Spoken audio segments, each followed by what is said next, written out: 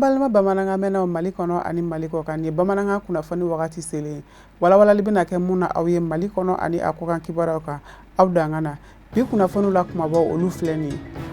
Surasi musow ka silamɛtɔn ye bonyama segin kɛ ka ɲɛsin an fana karamɔgɔ ma Seydi Sherif Usman Madan Aidara a kɛra a ka denbaya la ka bɛn ni dɔgɔkun tɛmɛnen na ye min senfɛ u ye hakilina caman daw yira ɲɔgɔn na ka sanga ni a ka ŋaniya ɲumanya waleyaw ye ka ɲɛsin surasiw ka denbayaw ma.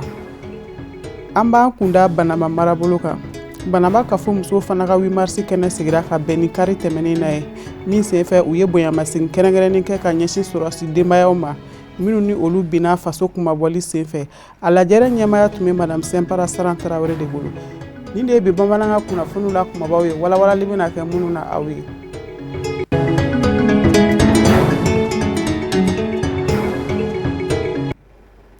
Aw bisimila bamananga kunnafoni sɔrɔliw kɛnɛ kan i n'a fɔ an y'a fɔ aw ɲɛna cogo min na surasi musow ka silamɛtɔn ye bonyamasegin kɛ ka ɲɛsin an fana karamɔgɔ ma Seydi Sherif Usman Madan Aidara a kɛra ka bɛn dɔgɔkun tɛmɛnen na de ma a ka denbaya la ka sanga ni a ka ŋaniya ɲumanya waleyaw caman ye ka ɲɛsin surasiw ka denbaya ma. Lajɛrɛ serera maa min fɛ Luti Sidibe de tun don kumakan bɛ lase maa min fɛ o ye Umu Jaabi ye an ka jɛ an ka ɲamadalikaw sɔrɔlenw fɛ.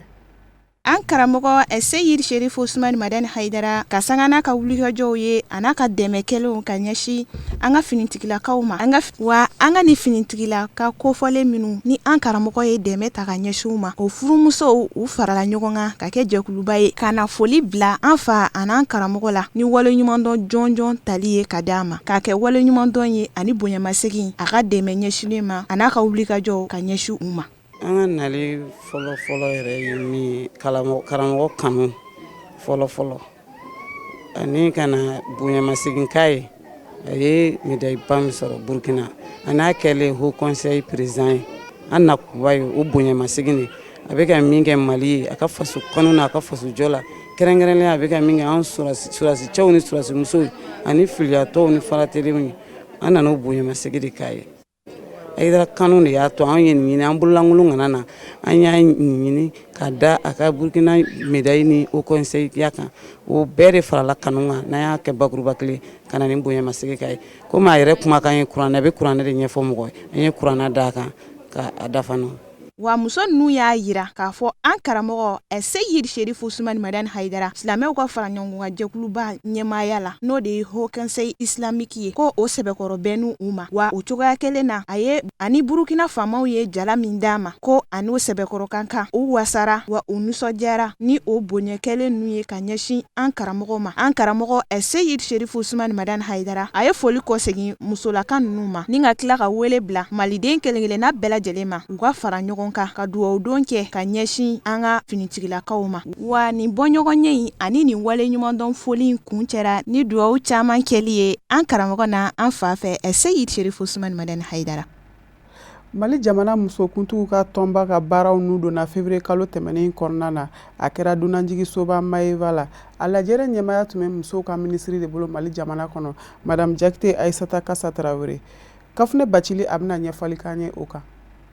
Nabagaw nana ka bɔ diɲɛ jamana caman kɔnɔ walasa ka se ka na nin baara in seereya farafina musow ka fara ɲɔgɔn kan jɛkulu Réseau des femmes leaders africains ka se k'o tɔn bolofara banke Mali jamana kɔnɔ nin ye kunnajaba ye Mali musow bolo ka se ka fara ɲɔgɔn kan gɛlɛya caman minnu bɛ musow ka ɲɛtaa sira kan ka se ka jɛ ɲɔgɔn fɛ k'o bɛɛ lajɛlen furan ka bɔ yen musow ka ɲinifɛn bɛ se ka kɛ sɔrɔ fɛn ye cogo min nin hakilina ɲuman in a laɲini de ye ka se ka jɔyɔrɔ ɲuman di musow ma baara bolodalen kunkilenna min bɛ yen sani san 2000 ani san 2037 cɛ o ka se ka sɔrɔ u ko a ma l'aspiration 6 de l'agenda Afrique 2063 musow ka ɲɛda kura bɔ ɲɛtaa siraw fana ka sabati sani san 2000 ni san 30 cɛ baara bolodalen kunkilenna min n'u ko a ma l'aspiration 6 de l'agenda 2063 jigisigi baara do ka ɲɛsin farafina musow ma min bɛna kɛ sababu ye ka musolakaw ka hakɛ segi u ma ni damakɛɲɛli kɛli ye ani ka musolakaw ka yɛrɛta kofɔ kɛnɛ in ɲɛmɔgɔya bonya kun kalifalen do Mali jamana minisiri muso la minisiri muso min ni o ka baaraw bi ɲɛsin musow denw ani denbaya kunkanko kow ɲɛnabɔli ma Dr Jakite Aissata Tarawele a ka dantigɛliw la a ye hakilisigi di k'a fɔ ale ka minisiriso ka dɛmɛ bɛɛ ni fara ɲɔgɔn kan jɛkulu kura in ye min laɲini ye musow ka lafiya ye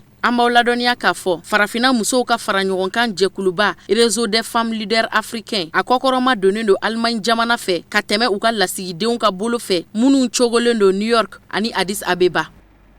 Diɲɛ seleke naani musow tɔgɔla don kɛrɛnkɛrɛnnen la ɲɛnamayara Banaba kafo musow fɛ min sen fɛ u ye bonyamasegin kɛrɛnkɛrɛnnen kɛ ka ɲɛsin sɔrɔdasiw ka denbayaw ma minnu binna faso kumabɔli sen fɛ. A lajɛrɛ ɲɛmaya tun bɛ Madame Simpara Saran Tarawele de bolo. Banaba musow bɔra Banaba fantan ani 4 bɛɛ lajɛlen kɔnɔ ka na ni lajɛrɛ in seereya. Amadu Kamara a n'a ka jatala Mohamed Tarawele de tun bɛ. An ka jɛ an ka ɲɛmadalu kɛ u ka sɔrɔlenw fɛ. Marsi walma musow tɔgɔla don kɛrɛnkɛrɛnnen ni a sigira sen kan diɲɛ seleke naani Nations Unies tɔnba fɛ k'a kɛ tasibila ye ka ɲɛsin musolakaw ma. O kadara kɔnɔna na Banaba musow u bɛɛ lajɛlen farala ɲɔgɔn kan ka nin don kɛrɛnkɛrɛnnen k'a denba jala bɛɛ lajɛlen fara ɲɔgɔn kan k'a di Madame Simpara Saran Tarawele ma. Ale min sɔnna k'i bolo don a kɔrɔ ni k'a kɔngɔn fa k'a ton k'a kɛ dɛmɛ ye ka ɲɛsin an ka finitigilaka minnu binna jamana lakanali hukumu kɔnɔna na ni balo olu caman dili ye. Kɛnɛ mun kan bi ni nisɔndiyalen don vraiment sɔrɔsiw ka kɛnɛ nisɔndiya kɛnɛ an y'a yir'u la pour que k'u la fana ka courage d'u la o de la o y'an bila nin na parce que u bɛ faso ko la u bɛ ka to a la fasodenw de kama an kɔni bɛ ala deli ala bɛ se ka kɛnɛya ni bɛn nati jamana kɔnɔ cogoya mun na o de y'an ka laɲini ka sɔrɔsiw fana vraiment u k'a dɔn k'u kelen tɛ ko Mali bɛɛ b'u kɔ vraiment o de y'an bila nin na bi k'a kɛ bon an ye malo dɔ sɔrɔ ani sukaro ni tulu k'o d'u ma ani munitulu. Fɔlɔma min bɛ ne bolo sisan ka foli bila mɔgɔ sen y'a yɛrɛ se kɛnɛ in na yan ka foli bila o bɛɛ la mais n ye kɛnɛ in sɔrɔ kɛrɛnkɛrɛnnen na ala ni Deyi Kuyate sababu vraiment a ye n bonya a ye n dɔn Deyi de bɔra yan ka se ma fɔ Bamako k'an ka association waleɲuman kɛnɛ in bonya an ni mɔgɔ jɛ tɛ a y'a bɛɛ ta k'a di association waleɲuman ma o de y'an se nin kɛnɛ in na yan bi.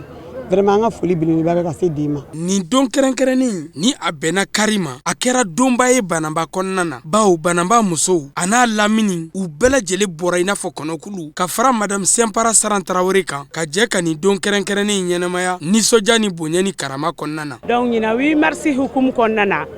a fɔra ko ka marraine ɲini ou bien parrain ɲini pour le 8 mars. Donc ne miiri jiginna Madame Simpara Saran na.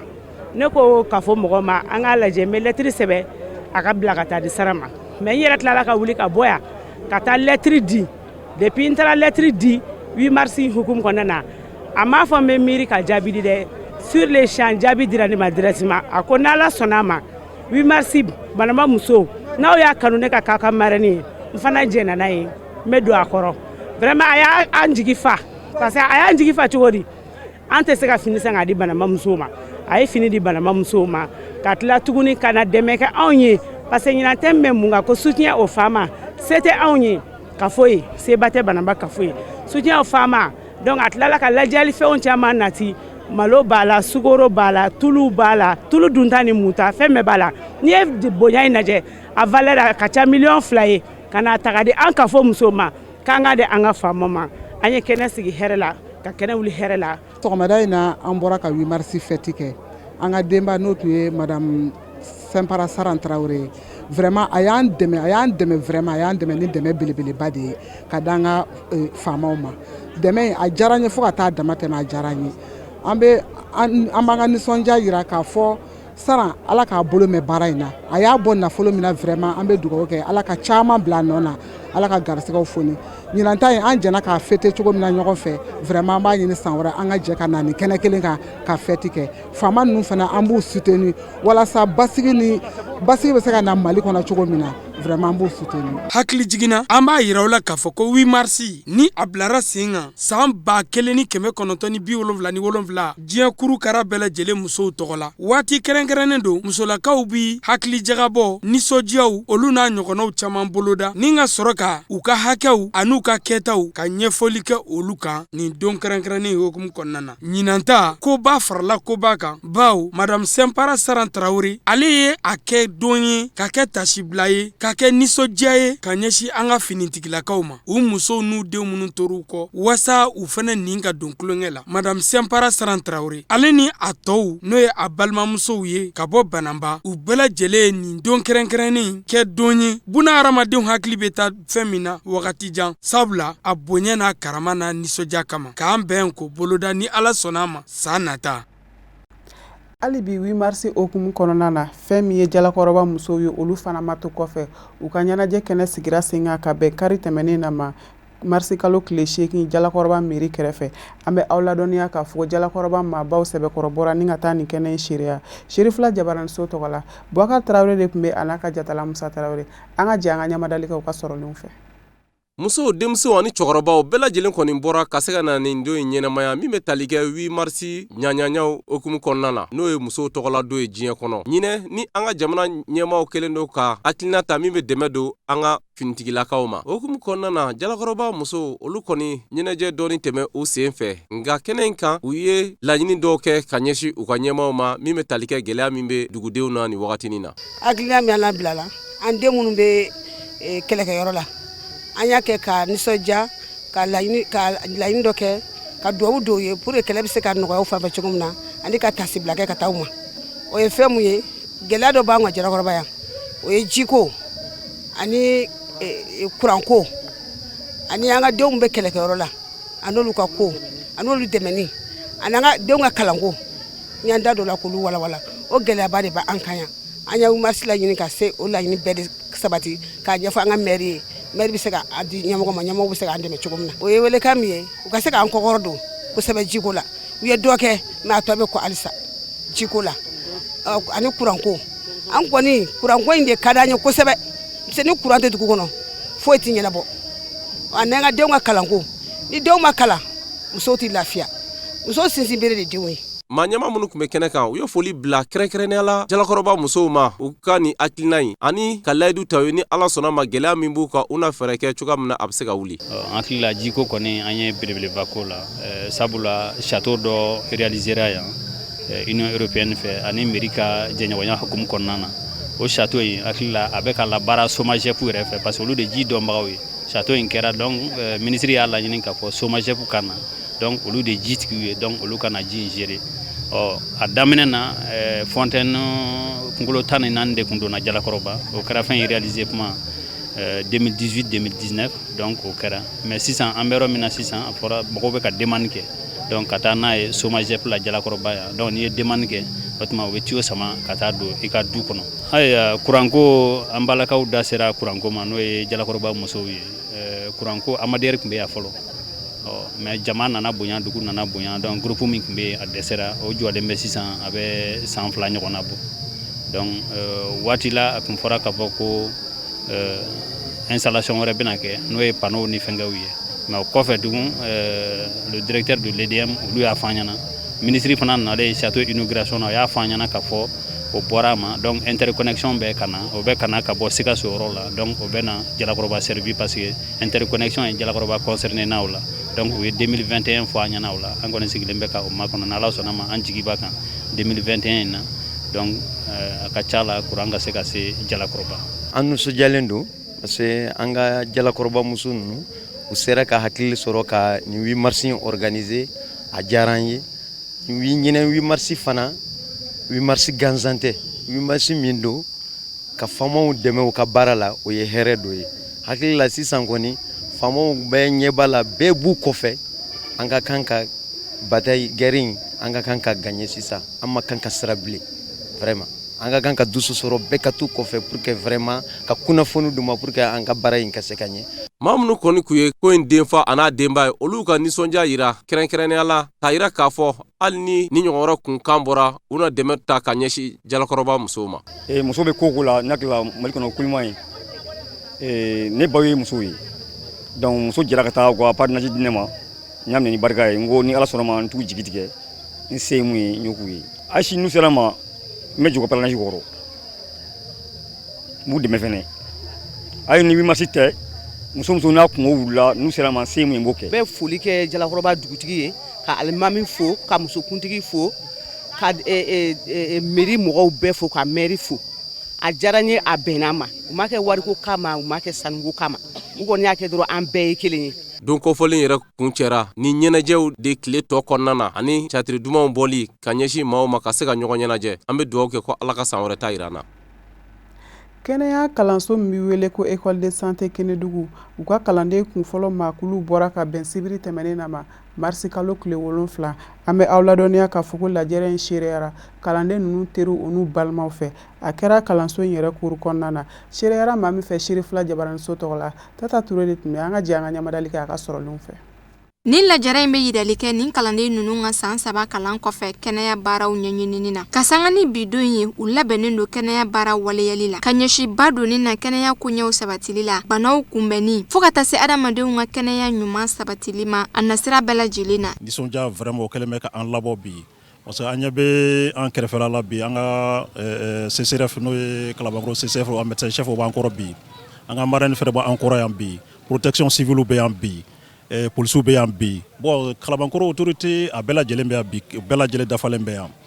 donc maintenant u bɛ nana kana fara anw kan nisɔndiya min na tun y'a labɛn kana fara kan ko nisɔndiya k'an bolo n'o de y'an ka promotion 2018-2019 ye u ka diplôme d'u ma. Nin lajɛrɛ in bɛ yirali kɛ nin kalanden ninnu ka san 3 kalan kɔfɛ kɛnɛya baaraw ɲɛɲinini na ka sanga ni bidon ye u labɛnnen don kɛnɛya baara waleyali la ka ɲɛsi ba donni na kɛnɛya koɲɛw sabatili la banaw kunbɛnni fo ka taa se adamadenw ka kɛnɛya ɲuman sabatili ma a nasira bɛɛ lajɛlen na. An ka ekɔlidenso mɔgɔw y'u cɛsiri ka to an ka kalan kɛ condition ɲuman kɔnɔ u y'an bila ka taga dɔgɔtɔrɔso ɲumanw na pour que an bɛ se ka taga stage kɛ. Ne ka foli bɛ an ka direction ye ani an ka surveillant ye. Nin kɛnɛ in denba nisɔndiyara kosɛbɛ nin kɛnɛ in kan n'a sugandili ye nin kalanden bɔlen kura ninnu fɛ ka kɔn a ka welewelekan ɲɛ ka ɲɛsin nin kalanden ninnu ma walasa u ka se k'u jɔyɔrɔ fin don n'a nataw la kɛnɛya binakun kan. Nin kɛnɛ sigili bi yan ne nisɔndiyara la kojugu parce que denmisɛnninw ye bonya mun da ne kan ne taara ne b'a fɔ ka se degré min ma a sumalen don ne si ma. U ka karamɔgɔ tɛ ne kelen dɔrɔn ye mɔgɔ caman bɛ yen mun b'u kalan mais o y'olu bɛɛ to yen ka taa bonya da ne kɔrɔ ko ne ka k'u ka marraine ye o bonyana ne ma bi kosɛbɛ tiɲɛ yɛrɛ ka di Ala ye ne kɔntana ne sewara ne nan'u bilasira n bɛ ladilikan de fana d'u ma u bilasirali la n'u taara baara in na baara in ka gɛlɛn dɛ dɔgɔtɔrɔya baara ka gɛlɛn fɛn bɛɛ b'a kɔnɔ. Jelikɛ Seleke Naani dɔgɔtɔrɔsoba n'u b'a fɔ ko OMS u ye u ka laɲini ye maa ba tan o ba tan o k'a sɔrɔ dɔgɔtɔrɔ jolen 23 ka kɛ olu kunna olu furakɛ an dun ka jan o la Kalabankɔrɔ yɛrɛ a bɛ fɔ ko an ka mɔgɔw ka ca mais an ta ye 9 ye Kulukoro région kɔnɔ i b'a sɔrɔ yɔrɔ dɔ ye 3 yɔrɔ dɔ 4 ye a ma dafa donc o tɛ se ka dafa cogoya si la n'o y'a sɔrɔ b'a fɔ ma ko privé secteur privé ma u sen don a la donc olu bɛ baara min kɛ ka état ta dafa o de b'a to vraiment an bɛ dɔgɔtɔrɔw sɔrɔ k'a bila dɔgɔtɔrɔsow la ka furakɛli kɛ ka mɔgɔw nimisi wasa mɔgɔw ka kɛnɛya sɔrɔ donc n ko a ye min kɛ nin an balimakɛ ye min kɛ ani ka ne fana kɛ a parrain ye vraiment n b'a fɔ k'a waleɲuman halisa n b'a fɔ n ko ni ɲɔgɔnna caman Ala k'a yira n na Ala ka taa fanga d'an ma. Ka aw ladɔnniya k'a fɔ nin lajɛrɛ in bonyana ni diplôme di ye ka di nin kalanden ninnu kelen-kelenna bɛɛ lajɛlen ma min bɛna kɛ u ma bolominɛyɔrɔ ye don n'a nataw la furakɛli nasiraw fɛ.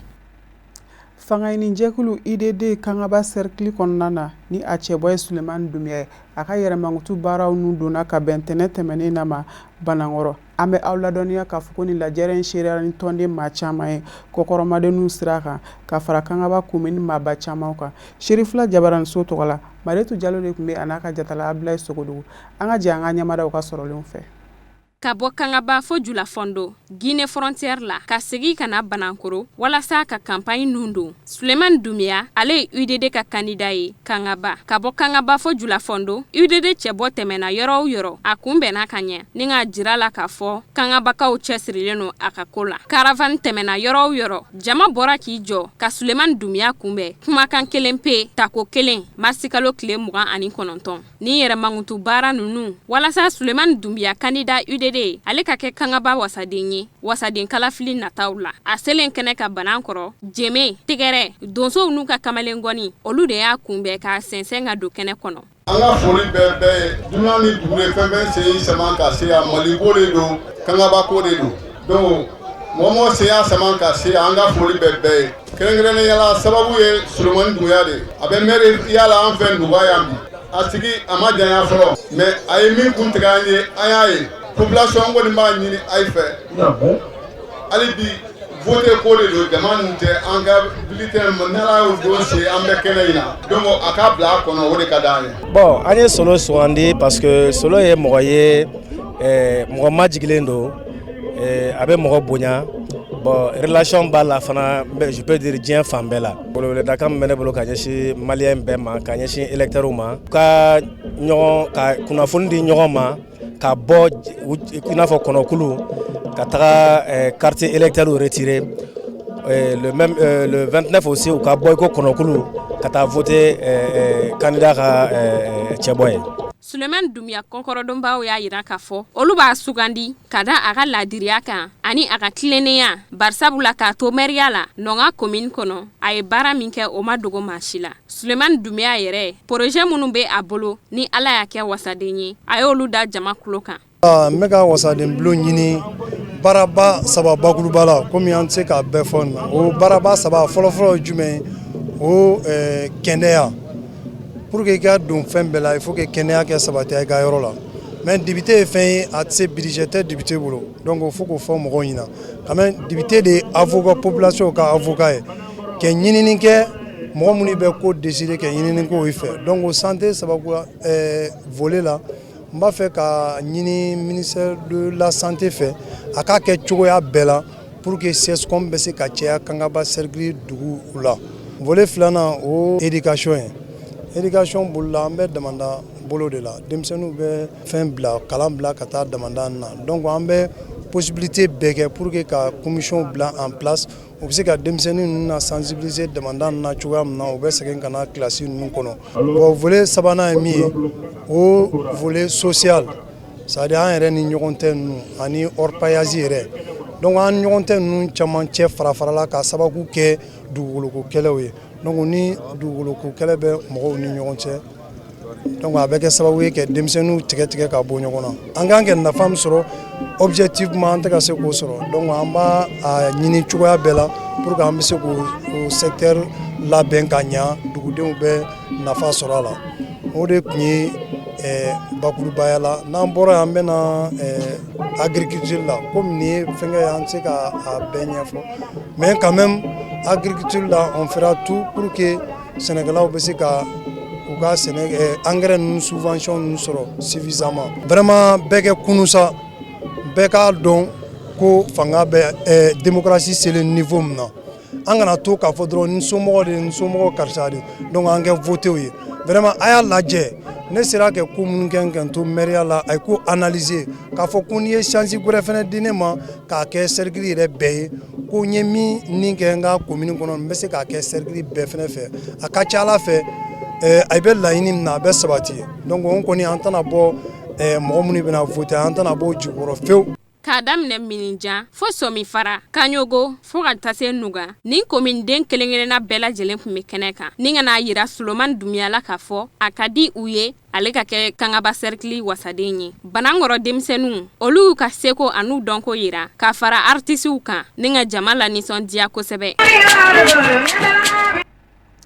Ɲama voyage sarli ka san 2020 hiji baaraw n'u donna ka bɛn sibiri tɛmɛnen na ma a jabala la Misabugu a lajɛrɛ denfaya tun bɛ groupe ID Sahel de bolo ka fara o kan a seereyara a jɛɲɔgɔn agence ma ɲɛma caman fɛ ka fara maba welelen wɛrɛw kan Sherifula Jabaranso tɔgɔ la Kafune Baciri de tun bɛ an ka jɛ an ka ɲamadali k'a ka sɔrɔlen fɛ.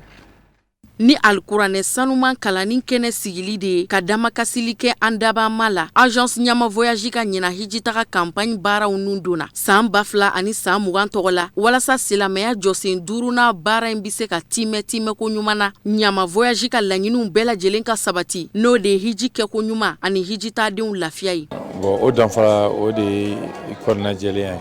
n bɛ y'a ɲini ka o de kɛ. Parce que ni kɔnɔna jɛya baara la Ala y'o de ɲini an fɛ Ala bato dɔ de don hiji labɛnni ye Ala bato dɔ o de ye ka mɔgɔ dɛmɛ hiji baara la ka ji d'a ma ka dumuni d'a ma ka sira jira a la bon anw bɛ o min kɛ o ye Ala ka kumakan ye ɲama voyage bi baara min kɛ k'i kɔnɔna jɛya o de ye k'i kɔnɔna jɛya ka so ɲuman ɲini hijiden ka dumuni ɲuman ɲini hijiden ka hiji kalan kɛ a kun a k'a faamuya yɔrɔ a ka bɔ yan n'a taara k'a dɛmɛ min bɛ kɛ yɔrɔ min na ko a tɛgɛ minɛ ka taa n'a ye o yɔrɔ la ko o jira a la o kosɔn hiji yɛrɛ kɔnɔna na hiji bato dafalen a k'o kɛ n'a fɔ Alakira kɛ sallallahu alaihi wasallam cogoya min na a ka sigi ka na a lafiyalen a kunna fonini o de ye anw ka danfara ye salon ta danfara min tun b'a ni ɲinɛn ta la o ye 20,000 ye parce que salon ta kɛra 3,30,000 k'a jɛ ɲinɛn kɔni hiji ye 3,10,000 k'a jɛ o sɔrɔla depuis Makan dugu Makan jamana sigira a ma deli ka visa minɛ mɔgɔ la hiji la visa wari tɛ sara donc ɲinɛ 2020 a bɛna daminɛ anw yɛrɛ de b'a ɲini Arabi Saoudite jamana fɛ a ka nɔgɔyaw ta k'an sɛgɛrɛ n'o ye kari ko ye an bɛ don minnu kɔnɔ ka se tile ka farin nin waati la kosɛbɛ hiji bɛ kɛ tuma min na donc ka kɛ kari ɲumanw ye ka kɛ kari sumalenw ye an bɛ bila yɔrɔ min na tantanw kɔrɔ Mina ani Arafa tantan comme u y'a jɔ k'a kɛ finima ye k'a kɛ solama yɛrɛ ye k'a kɛ tantan fiɲɛ bɛ kɛ mun na fiɲɛ sumalen san k'a kɛ tantanw climatisé len yɛrɛ. Ɲama voyage jɛɲɔgɔn agence de voyage ma ɲɛmaw ye wele jaabi kɛnɛ in kan ka na kɛ baara seere walasa ka se k'u ka baara ɲɔgɔnya an'u ka kɛlɛɲɔgɔnyaw jira ɲama voyage ma ɲɛmaw la. Alikaba datuguni min kɛra umura datuguni min kɛra wagati kunkurun kɔnɔ a kun de ye ka labɛnw kɛ bana jugu in kana se ka se yen nɔ ensuite jama min bɛna na sunkalo kɔnɔ sunkalo imura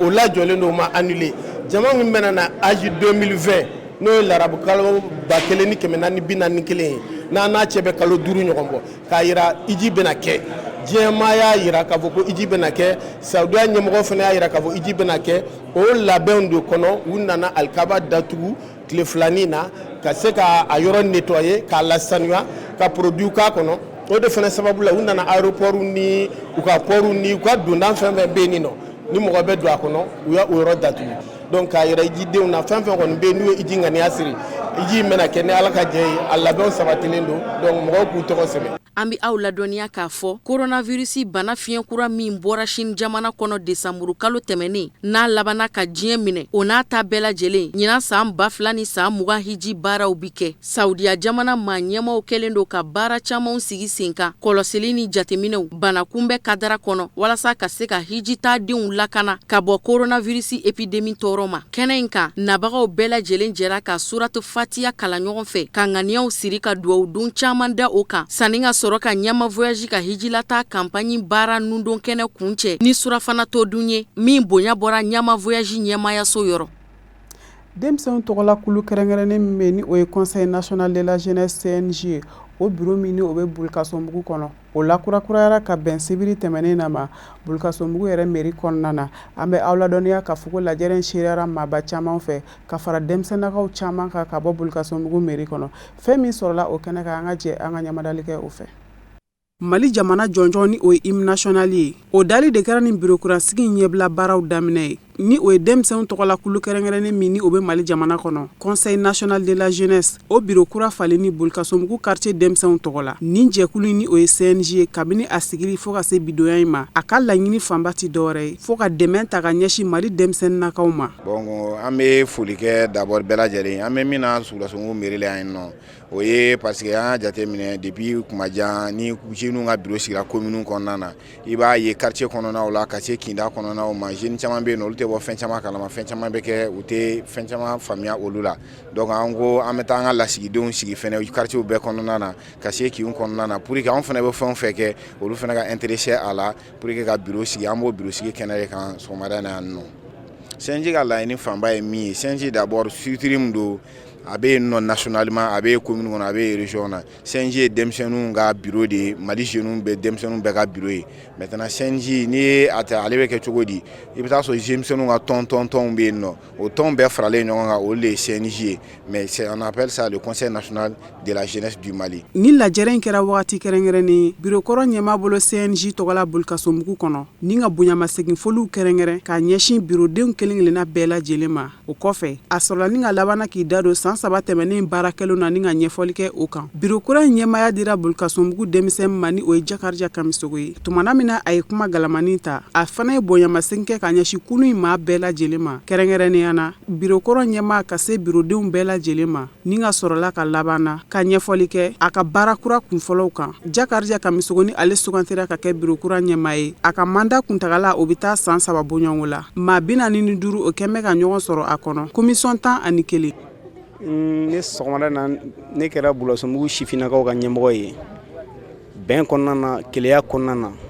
nisɔndiyalen don kuma tɛ n bolo k'a fɔ kuma min bɛ se ka nisɔndiya ye dan yira n'o ne da ye dɔrɔn ka foli lase denmisɛnninw ma ka foli lase dugumɔgɔ bɛɛ ma ala ka baara in tɔ ɲɛ an bolo.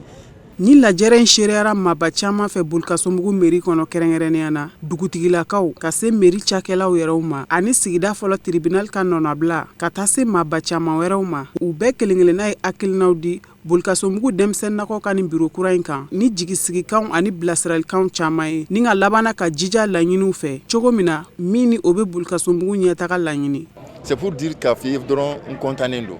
nisɔndiyalen don fo ka dan tɛmɛ a bɛ kalo kelen bɔ bi n ka jeunes Bolikasomugu jeunes u bɛ ta ka bin na yan ne bɛ kɛ ɲɛmɔgɔ ye ne bɛ nin bɛ kɛ kɔmɔgɔ ye bɛɛ bɛ kɛlɛ la 1 mois n bɛ k'a bɛɛ su nɔfɛ n yɛrɛ kun sarannen don a daminɛ la mais n ye min ye kɛnɛ kan u bɛnna kan kelen na ka bureau consensualisé ka fɔ a bɛ fɔ min ma ka jɛ ka fara ɲɔgɔn kan ka bureau kelen di dugu bɛɛ tɔgɔ la donc o de nisɔndiya bɛ na. n bɛ min fɔ denmisɛnninw ye n y'a fɔ sisan jama la n ko kɔnɔ jɛlen de bɛ se ka bi fɔ n'aw bɛ ɲɔgɔn fɛ dɔ tɛ se dɔ la dɔ bɛ se o la dɔ tɛ se dɔ la dɔ bɛ se o la n'a farala ɲɔgɔn kan a bɛ kɛ fɛnba kelen fɛn ɲuman ye donc ensemble an ye complémentarité de don n ye o min fɔ sisan k'a yira maa si tɛ yen min bɛ bureau la min t'a la bɛɛ k'i yɛrɛ considérer comme acteur i k'i yɛrɛ considérer comme bureau mɔgɔ ne y'a fɔ bi n ko bureau ma 45 mais ne yɛrɛ de 46nan ye. An bɛ aw ladɔnniya k'a fɔ ko baara in kun cɛla ni jataw ye. O de fana b'an sɛnsɛn ka taa diɲɛ fan wɛrɛ kunnafoni sɔrɔlenw kan Kafunɛ Bacili ale ka ɲininenw don. diɲɛ selege naani faransikan fɔ jamanaw ka fara ɲɔgɔn kan jɛkulu l'Organisation internationale de la francophonie OIF ma jolen dɔw kun kan ka taa bisimila minɛ Lagine Konakiri ka bɛn ni sibiri don marisi kalo tile 14 nata ye walasa ka se ka taa baara ɲɔgɔnya boloda farafina tilebiyan fanfɛ jamanaw ka tɔn CEDEAO ani farafina tɔnba Union africaine ni ɲɔgɔn cɛ ɲɔgɔn kunbɛn kun baara bi boli Lagine kalata sɛbɛnko kun kan u ko a ma fichier électoral nga Lagine Konakiri kalata labɛnniba jɛkulu commission électorale o ma ɲɛmaw ye Organisation internationale de la francophonie OIF ka cidenw ka nali bali Lagine jamana kɔnɔ tile 2 ka kɔn baara nun doni ɲɛ Lagine Konakiri kalata labɛnniba jɛkulu commission électorale seni ma ɲɛmaba ni o ye Cɛna Hubert Kulibali ye a ye gafe kɛrɛnkɛrɛnnen ci ka taa diɲɛ selege naani faransikan fɔ jamanaw ka fara ɲɔgɔn kan tɔn Organisation internationale de la francophonie ma ɲɛmaw yɔrɔ Lagine Konakiri jamana tɔgɔ la o gafe in kɔnɔ kuma bi tali kɛ fɛn min kan ka se ka kunnafoni di OIF ka ciden nunu ma minnu kun kan ka kun kunda Lagine Konakiri jamana kan k'a jirila k'a fɔ ko bɛnkan taara k'a fɔ u ka nali tina bɔ don tɛmɛnenw na OIF ani kalata labɛnniba jɛkulu commission électorale seni ka baara ɲɔgɔnya a kun laɲini bɔra seni yɛrɛ de yɔrɔ nka kabini marisi kalo tile 5 ye a jirala k'a fɔ ko kura ko dan sigira o OIF kelen ka cidenw ka nali la Lagine Konakiri k'a laɲini OIF fɛ u ka maa jolen dɔw ci minnu minana kɔlɔsili ni jateminɛ kɛ farafina tilebiyan fanfɛ jamanaw ka tɔn communauté économique des états de l'Afrique de l'Ouest CEDEAO kɛrɛfɛ ani farafina tɔnba Union africaine kɛrɛfɛ Lagine fichier électoral jateminɛ kun kan OIF yɛrɛ kun ye baara caman nun don ka ɲɛsi kalata gafe jateminɛli ma a bi kalo caman bɔ bi ka bɛn ni février kalo tile 7 tɛmɛnen de faransikan fɔlaw ka maa jolen dɔw ye o baara jaabi bɔ ka ben u ka o jateminɛ baaraw senfɛ OIF ka baara ɲɛdɔnna ŋana dɔw ye fili dɔ ye kalata sɛbɛn kun kan min bi tali kɛ kalatala hakɛ ko kun kan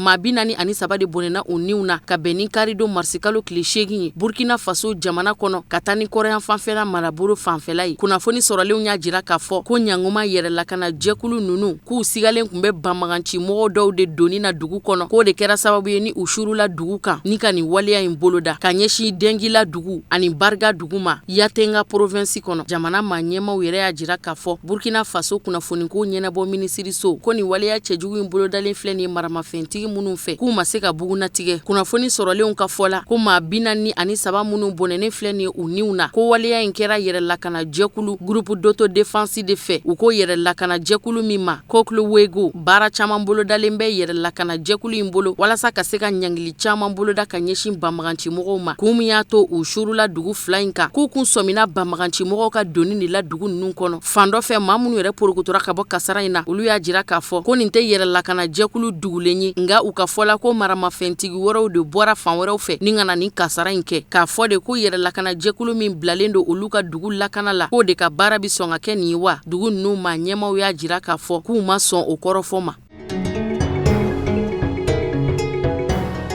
Niger jamana kono magistrat ka lapasa tomba syndicat autonome des magistrats u ye welewele dake u jɛɲɔgɔnw ni baarakɛɲɔgɔnw bɛɛ lajɛlen ye k'u ka taa baarabila carina Niger jamana kiiritigɛsow bɛɛ lajɛlen kɔnɔ ka bɛn ni ntɛnɛndon marisi kalo tile 9 ye journée justice morte u ka nin baarabila in kun ye min ye ka se k'u ka nisɔngoyaw jira ka sanga ni jamana ɲɛmayaso ka sen donni ye jamana kiiriko ka baara la o de kɛra sababu ye ka Niger jamana magistraw bɔ u dagolo kan n'u ye nin baarabila in boloda tulolasɔmi kun kɛra baarabila in na ni communiqué dɔ cili ye jamana maa ɲɛmaw ma min kunnafoniya bɔra ka bin kabiri ni février kalo tɛmɛnen nisɔngoya yɛrɛ jirakun ye fɛn min ye o ye k'a laɲini jamana maa ɲɛmaw fɛ k'u k'u nin bɔ kiiri ka baara taabolo la.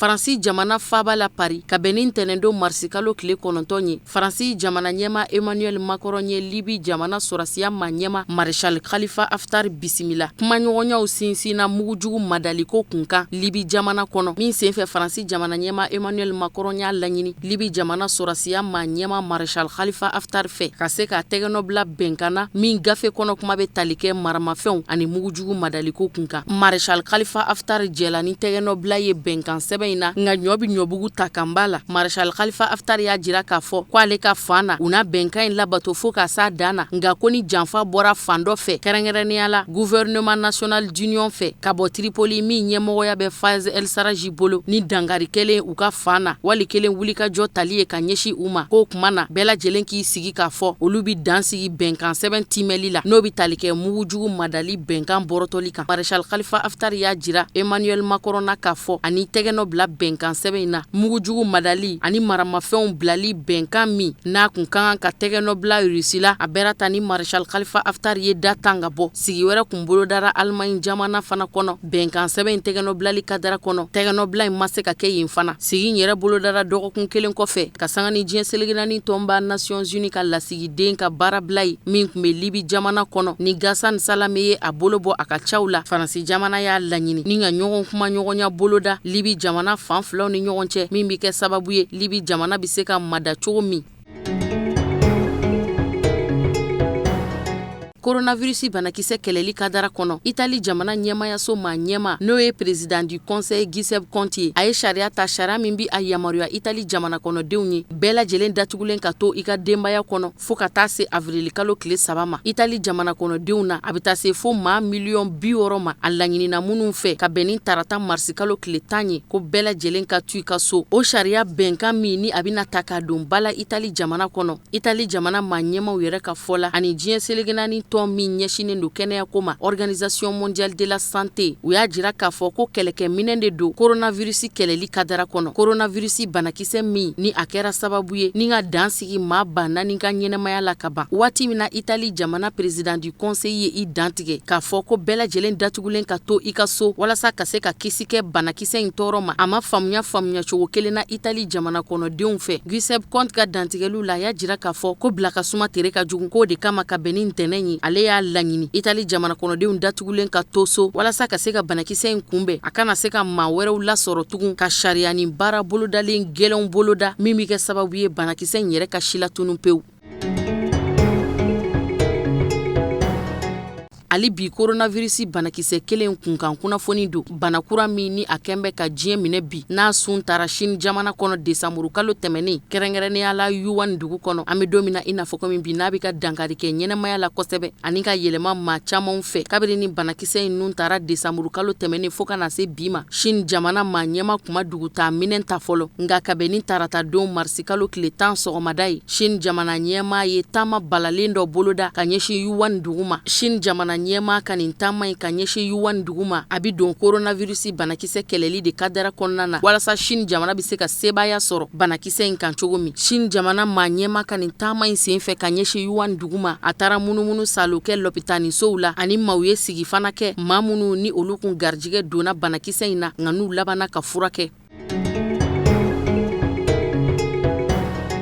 O de fana bɛ dansigi bi bamanankan kunnafoni sɔrɔlen na minnu labɛnna kunnafoni diso ɲɛmayaso fɛ ka bɛn ni kuma ye aw ni ce a ka ɲɛmadalu la a k'an bɛn waati wɛrɛ natɔ.